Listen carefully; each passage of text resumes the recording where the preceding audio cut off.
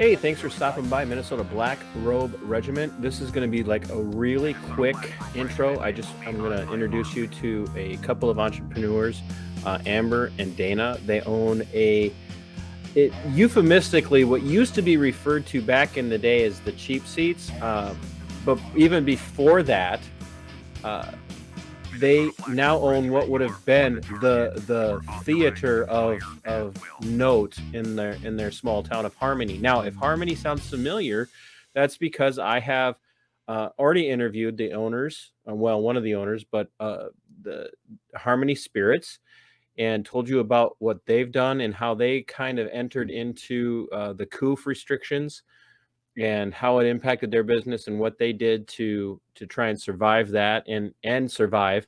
Well, I'm going to tell you a little, or Dana and Amber are actually going to tell you a little bit about what they went through, because they had bought the Gem Theater in Harmony not very long before the Coof restrictions came in, and how it impacted them. And they're going to keep me on a time frame tonight because they're getting ready to have dinner. And so I can't be long-winded, TC. They're going to have to hold me to that because, as most of you know here in my audience, I can be very long-winded. So I'm not going to do my merch promo until after they're done talking to me. So we're going to bring them in and we're going to find out a little bit about their business. Hey, Dana and Amber, thank you so much for making time for this. I know that you have a life outside of the theater because you guys operate Friday, Saturday, and Sunday. And then you also have children and everything else that goes with it. And we share a lot of the same views because I know you guys are pretty faithful Christians. I'm not always a good representation of my faith, by the way. I just want you to know that ahead of time. But you guys bought the Gem to keep it alive because I'm assuming it was important to you, kind of for the same reason that it has been important to every other owner in its history. It means something. So tell me a little bit about why you bought the Gem in Harmony and what possessed you to do that. Well, we both love movies. Who doesn't love movies, right? And I can name a few people. That's true. That's true. But the theater was one thing when we moved to Harmony. I guess we've been in Harmony for 16 years now. But when we moved to Harmony, we were like, they've got a movie theater. We'll be okay, even though we're half an hour from shopping and everything else. Harmony's got a movie theater, so we're good. So I'm assuming you do your shopping in Decorah. Decorah, Rochester, La Crosse, I'm all over the place. So, but yeah, we were very faithful patrons to the theater before we had the opportunity to buy it. I guess this is our 6th year of owning it. We love the Gem. We love the nostalgia of the theater and how it's still old school. You still talk to the people behind the counter instead of just going to a kiosk and punching in your seat. You get to be friends with the people that come into the theater. You get to know them. I didn't get to know the people in Harmony until really I bought the theater and was able to just get to know my neighbors through the theater. And that has been one of my favorite parts. I like that you say until you got to buy the theater, because I have a funny feeling this was your endeavor. Yeah. But he had to agree with me. You know, I couldn't do it until he said, yeah, okay, fine, we'll do it. There you go with all that. He just doesn't say much. There's that weird Christian perspective. Go ahead, Dana. Well, it just I had to see for myself, that it was paying for itself, and that it was a good move to make. And the previous owner, she did a great job and keeping records and was showing us, that as a single mom with 6 kids, and she was able to run the theater and it's doing a good job with it. She did a great job. So it looked like it was possible. So for perspective, like if I understand correctly, the guys at Harmony Spirits talk highly of you, Dana. They say you did a lot of their was it plumbing work or HVAC work? Yeah, I did work on that. You bet. Yeah, they as soon as I told them I was going to be sitting down with you guys, they're like, "Oh yeah, we know Dana." Yeah. But it is Harmony, which is I think a population of like what 25 people and 4 dogs, or no, is it 250 dogs and 25 people?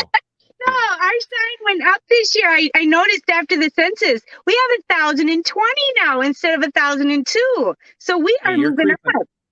You are creeping up on the metropolis that is Spring Valley. Yes. Pretty soon we're going to overrun them. You never know. So you guys, and for perspective, when I tell people that you bought the gem not too long before, and just so you know, that virus that we've been dealing with for the last 2 years, we don't mention it by name because when you mention it by name, the algorithms pick it up and then the video gets yeah, exactly. Gotcha. So we call it the Coof. The Coof. Okay. The Coof, yeah. When you guys bought this, it like any business, even though it's established, you bought a business and it's brand new to you a few years, about 4 years before the Coof hit, and all of a sudden you're being told you're not essential anymore. Yeah. And you're over here going, I got a mortgage. Right? Right? And so what happened?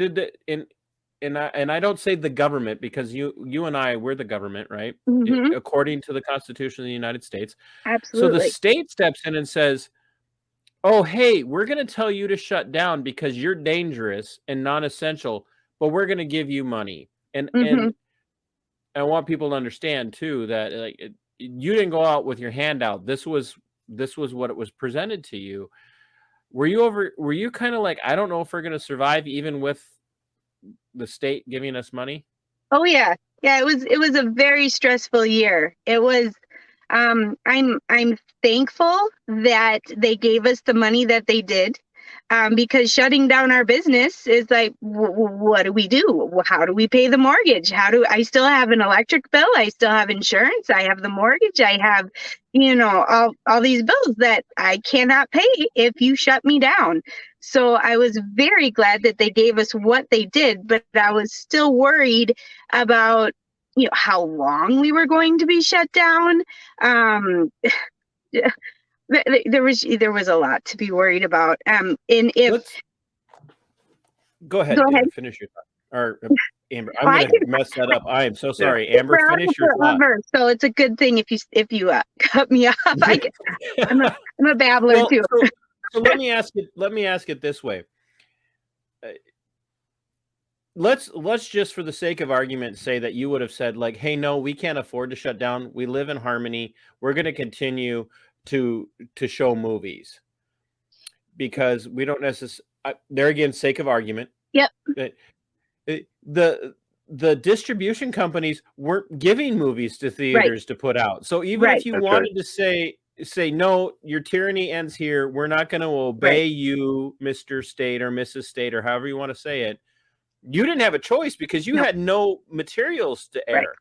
Right. Because you can't even show a DVD without violating copyright laws. That's right. So it was triple hard for, I don't know about triple hard for us because everybody was really struggling during the pandemic there. But the only thing that we could do was sell popcorn on curbside. So that was the only way we could make money. And then we were allowed in the summertime to open up for a little bit. They're like, yep, okay, movie theaters can open. Mike Waltz said that movie theaters can open. We're like, okay, great. But the movies all come from California, and California was still shut down. So there was no material to play. It's like, okay, we're open, but we have nothing to play. So we ended up playing some throwback movies, and they did allow us to get the rights for those, but we did have to pay for them. We have to pay a deposit on them. And then we also have to pay something called terms on top of our deposit. So how that works, and this is for regular movies too, we pay a rental fee for the movie, and then the movie company, Disney, Fox, Universal, whoever it is, takes a certain percentage of our box office sales. So if it's a newer movie, they might take up to like 65% of our ticket prices on top of our already deposit. So when we were playing the throwback movies like Jaws and goodness, what else did we play? I can't even remember what we played. Anyway, the throwback movies that we played, we still had to pay the deposit and the terms. And then people were scared to come in because everyone was saying, you know, it's okay to go to Walmart and restaurants, but which by the way, was always okay. To a movie theater.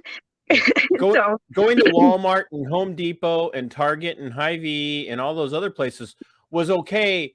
Right. Even when all the other places were shut down. Right. Because, it's okay. Because the Coof could not hit you when you were grocery shopping. You're safe in Walmart.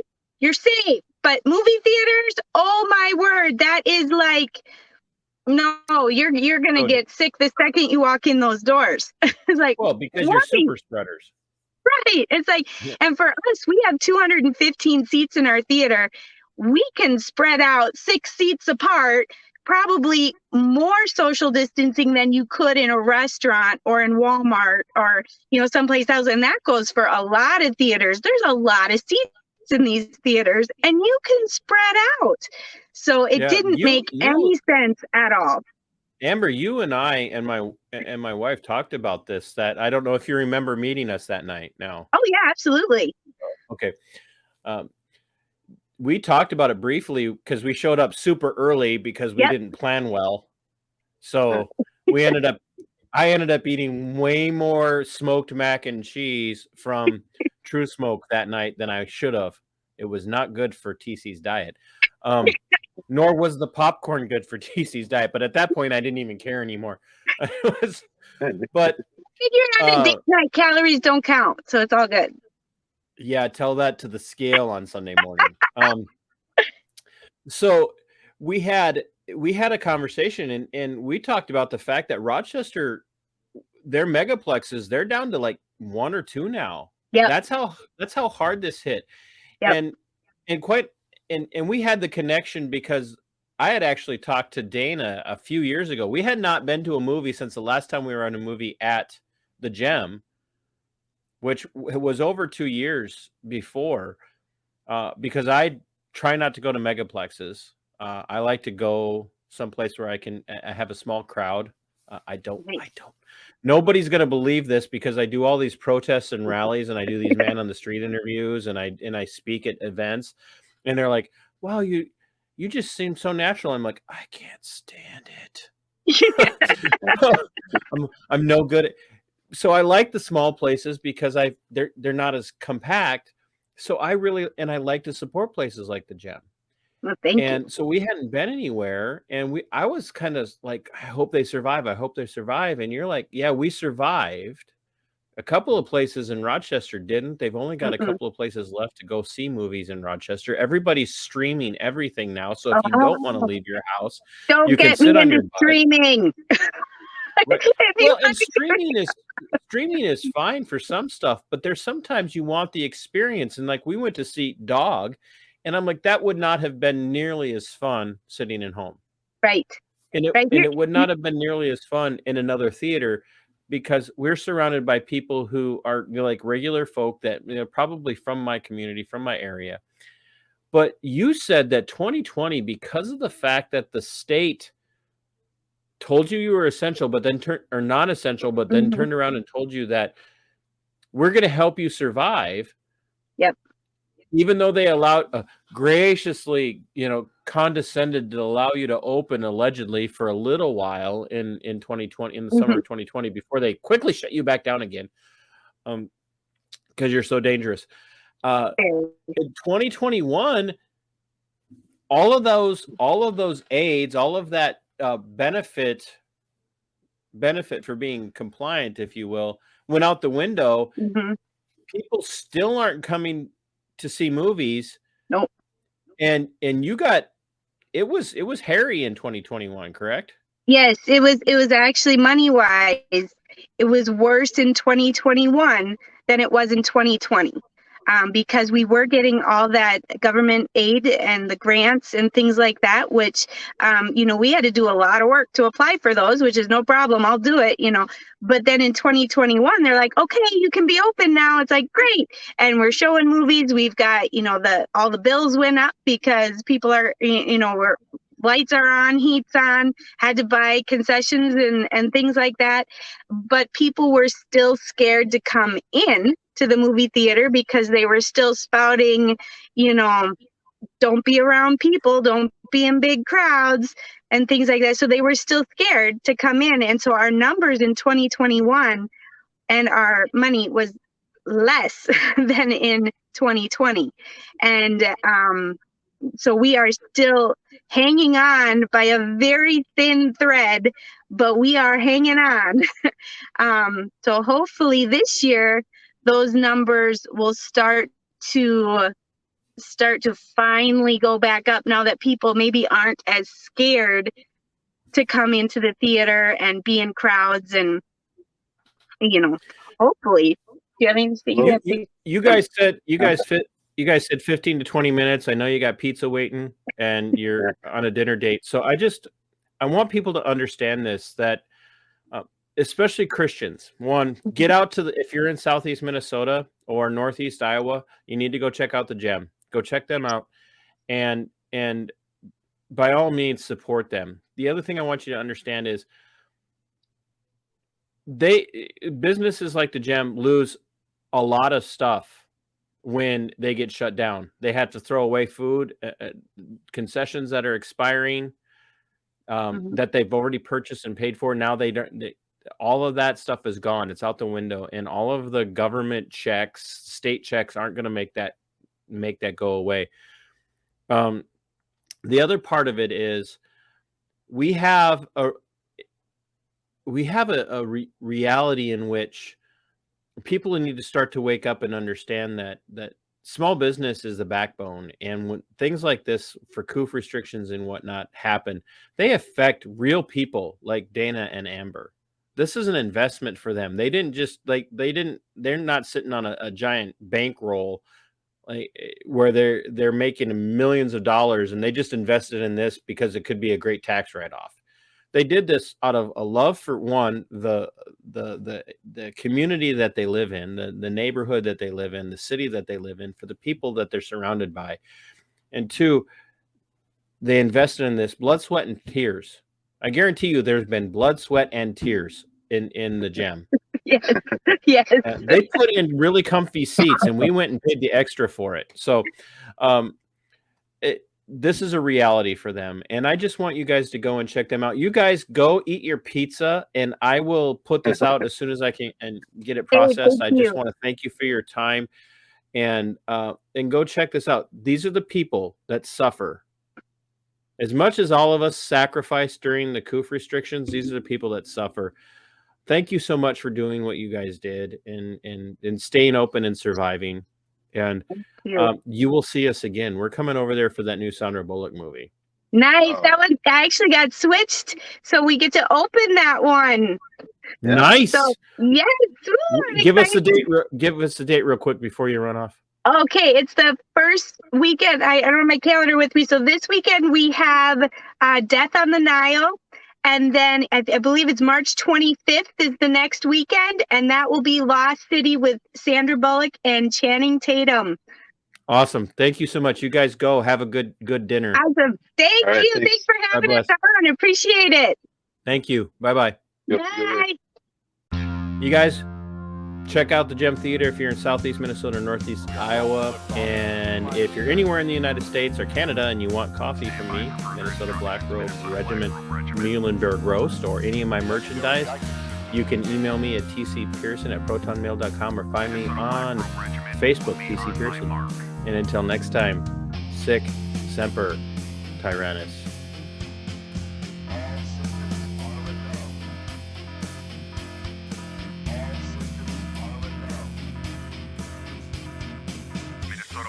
Regiment, you are over the target. You are authorized to fire at